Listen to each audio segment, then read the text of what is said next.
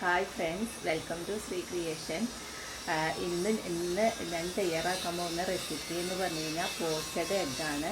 അപ്പോൾ ഈ പോച്ചഡ് എഗ്ഗ് എല്ലാവരും കഴിച്ചിട്ടുണ്ടാവും, ചിലർ കഴിക്കാത്തവരുണ്ടാവും. അപ്പോൾ ഈ റെസിപ്പി കണ്ടതിന് ശേഷം നിങ്ങൾ ചെയ്ത് നോക്കുക, കഴിക്കുക.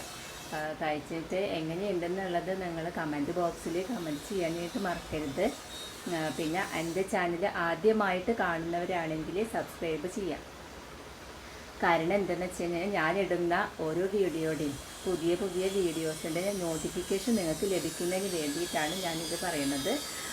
അപ്പോൾ ഇനി നമുക്ക് പോച്ചഡ് എങ്ങനെയാണ് എഗ്ഗ് തയ്യാറാക്കുന്നത് നോക്കാം.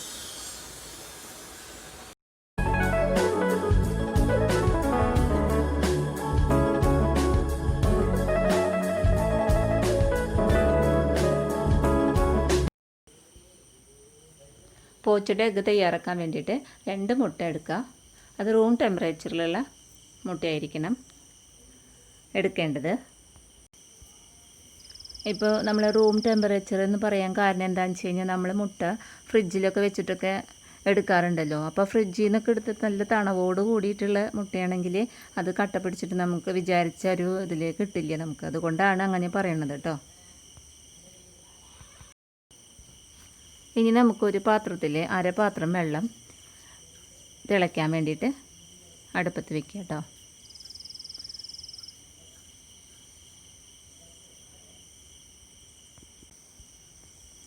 ഇനി നമുക്ക് ഈ മുട്ട ഓരോ ബൗളെടുക്കുക. ചെറിയ ബൗളെടുത്തിട്ട് ഈ മുട്ട പൊട്ടിക്കണം. ചെറുതായിട്ട് മെല്ലെ പൊട്ടിച്ചിട്ട് വേണം ഒഴിക്കാനായിട്ട്. അപ്പോൾ എന്താണെന്ന് വെച്ച് കഴിഞ്ഞാൽ നമ്മൾ ഇപ്പോൾ പതുക്കെ ഒഴിക്കുന്നത് എന്താണെന്ന് വെച്ച് കഴിഞ്ഞാൽ ഈ മുട്ടയുടെ ഉള്ളിൽ ഉണ്ണി ഉണ്ടല്ലോ, അത് പൊട്ടാൻ പാടില്ല. അപ്പോൾ മെല്ലെ പൊട്ടിച്ച് നമുക്ക് ഈ ബൗളിലോട്ട് ഒഴിക്കുക. അങ്ങനെ 2 മുട്ടയും ഇതുപോലെ പൊട്ടിച്ച് ബൗളിലേക്ക് ഒഴിച്ച് വയ്ക്കാം.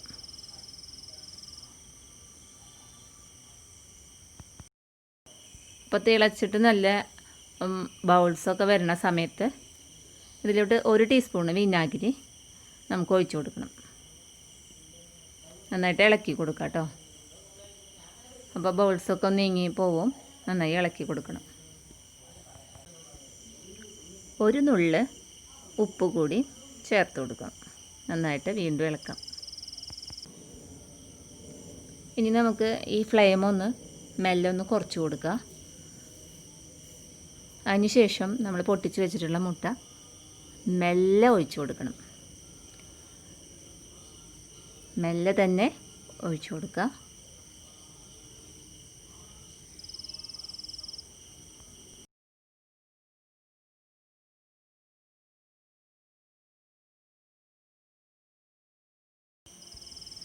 ഇനി നമുക്ക് തീ ഒന്ന് കുറച്ച് കൂട്ടി കൊടുക്കാം.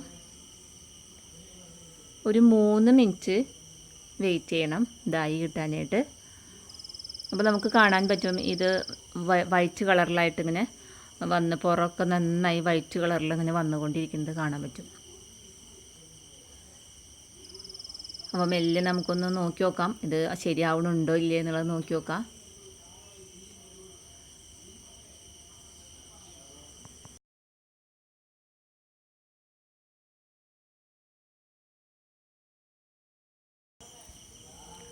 അപ്പോൾ അത് ശരിയായി വരുന്നുണ്ട്. ഇപ്പോൾ നമുക്ക് മെല്ലെ അത് മെല്ലെ കോരിയെടുക്കണം.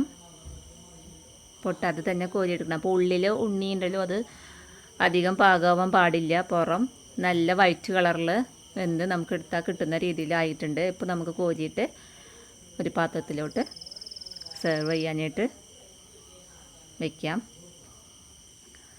ഇത് മെല്ലെ തന്നെ ചെയ്യണം, ഒട്ടും പൊട്ടാതെ തന്നെ മെല്ലെ ചെയ്യണം കേട്ടോ.